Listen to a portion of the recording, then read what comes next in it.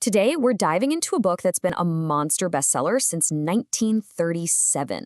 Yep, 1937. It's How to Win Friends and Influence People by Dale Carnegie. So you have to ask, why has this book stuck around for nearly a century? Well, it's because it tackles pretty much the single most important skill in life, dealing with other people. So let's distill its core wisdom right here, right now. Okay, let's start with a number that should really make you sit up and listen. The Carnegie Foundation did some research and found that only about 15% of your financial success comes from what you know, your technical skills. A whopping 85%? That all comes down to what he calls human engineering, basically your personality and your ability to lead people. So what this tells us is that mastering people skills isn't just some nice-to-have soft skill. It's pretty much everything. So here's our game plan. We're going to start with the puzzle of human nature itself. Then we'll get into the one foundational mindset shift that you absolutely have to make. From there, we'll jump into the practical stuff, how to connect with people instantly and how to win them over to your side. And we'll wrap it all up with a simple challenge you can try out literally today. First up, a timeless human puzzle. So why is dealing with people sometimes so difficult? Well, according to Carnegie, it all boils down to one fundamental and maybe slightly uncomfortable truth about every single one of us. This is a huge observation from Carnegie. He tells the story of the infamous criminal Two-Gun Crowley, a cop killer, who, when he was finally cornered, wrote a note. And in that note, he said, "Under my coat is a weary heart, but a kind one." Think about that. Even he didn't blame himself. So, if a guy on his way to death row doesn't criticize himself, what do you think the odds are that the everyday people you and I meet are going to criticize themselves? Pretty slim, right? And that leads us straight to Carnegie's very first and probably most famous principle. Don't criticize, condemn, or complain.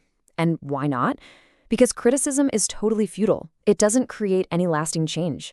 All it does is wound a person's pride, stir up resentment, and force them to dig in their heels and justify why they were right all along. Okay, so if criticism is off the table, what's the alternative? Well, that brings us to the foundational shift. This is the single biggest idea that everything else in the book is built on. To understand this, let's look at one of the greatest leaders in history, Abraham Lincoln. After the Battle of Gettysburg, he was absolutely furious with General Meade for letting Robert E. Lee's army get away. So he sat down and he wrote this scathing, angry letter. But then he stopped. He looked out the window and he tried to see things from Meade's point of view, the bloody battle, the exhaustion. And he realized his letter would do nothing but create bitterness and maybe even force Meade to resign. And in that moment of reflection, Lincoln came to this incredible conclusion. Don't criticize them. They are just what we would be under similar circumstances. He never sent that letter. Instead of criticizing, he chose to try and understand. That is the core mindset shift. So how do we actually use this idea? Carnegie gives us a really simple analogy. He loved strawberries and cream. But when he went fishing, he didn't bait his hook with strawberries and cream. That's ridiculous, right? He used worms because that's what the fish wanted. It's such a powerful reminder. You have to stop thinking about what you want. And this all boils down to one powerful principle. The real secret to influencing anyone is to stop talking about your own needs and your own wants. Instead, you have to figure out what the other person truly desires, and then show them how your idea helps them get it. You have to arouse in them an eager want. Okay, so we've got the mindset down. Now let's get practical. Let's move on to our third section, how to connect instantly. These are the tools that make people genuinely, truly like you. Take a look at this number, 50,000. What is that? Well, it's the number of people that Jim Farley, the guy who managed Franklin D. Roosevelt's presidential campaign, could call by their first name. 50,000 people. Now, Farley's superpower wasn't some kind of crazy photographic memory. It was that he understood this principle right here. A person's name, it's a huge part of who they are. Using it is a subtle but incredibly powerful compliment. It basically says, hey, you're important enough for me to remember. It is the simplest, easiest way to make a fantastic first impression. This next one, this is a total game changer. Just think about it for a second. We spend so much time and energy trying to be interesting, right? We share our cool stories, our accomplishments. But Carnegie says the real path to connection is to just be interested, genuinely curious about the other person's life, their job, their hobbies. Which, of course, leads to a question for you. When was the last time you asked someone about their day, not just the casual "how are you," but really asked about their challenges, their wins, and then you just shut up and actually listened to what they had to say? Giving someone your exclusive attention is one of the most flattering things you can possibly do. All right, so you're connecting with people, things are going great, but what happens when you disagree? That brings us to a more advanced skill. Winning people, not arguments. How do you disagree without being, disagreeable? For this, Carnegie points to one of the smoothest operators in history, Benjamin Franklin. See, Franklin learned early on that flat out telling someone they're wrong is just a direct attack on their ego.